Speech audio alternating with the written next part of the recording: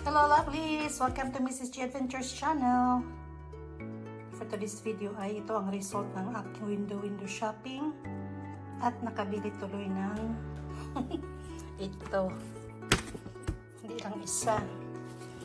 So, ito pa yung sale ng 4th of July.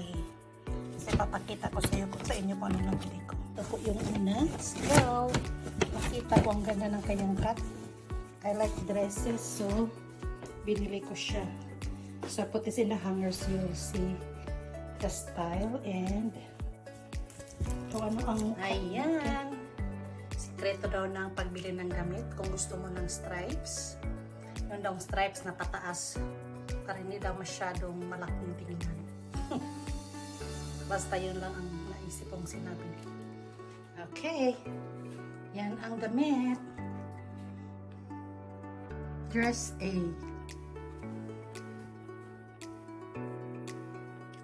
Parang classic lang ang kanyang kulay. But I like the style. Pwede kang mag-rubber shoes. Pwede mo i-pair ng sandals. Yan. Okay, that's dress 1. And the second shirt. Shirt pala to, hindi siya dress. Ayan, same shades siya, oh, gray, black and white. Para siyang neutral lang.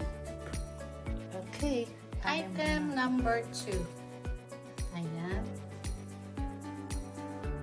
Shirt. Maganda siya i-pair sa black, red pants or brown pants. Yun ang maganda sa printed na top. Pwede mo siyang i-pair sa any plain bottoms.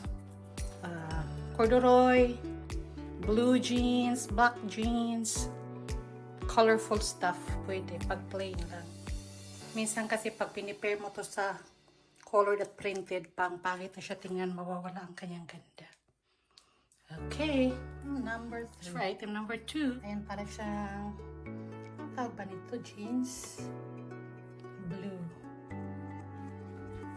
Sleeveless. Ayan. Papakita ko dito siya kung ano ang fitting niya pag sinusuot. Very simple lang siya tingnan, pero maganda siya pag naisuot na. Time! Okay. Ayan, para ito siyang bolero or blazer.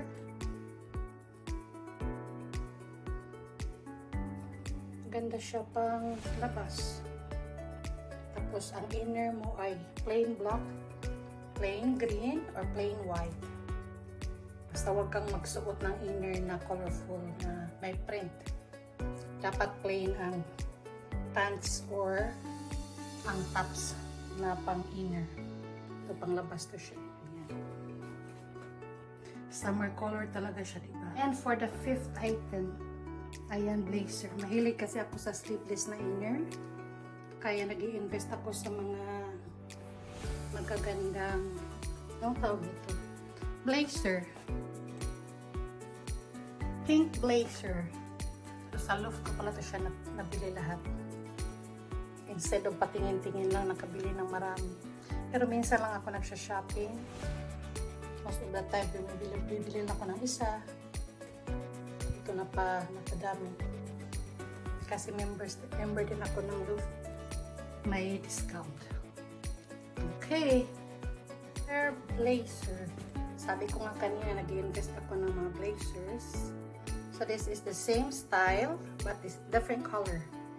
Ito naman yung plain. Pwede kang magsuot ng colorful or printed na pang-inner. Kasi ano siya, dark. Pwede magsuot ng puti, may bulaklak. Minsan kasi maganda yung may contrast. Basta hindi lang pangit ang kanyang combination. Para dito siyang semi-formal na na blazer. Ayan.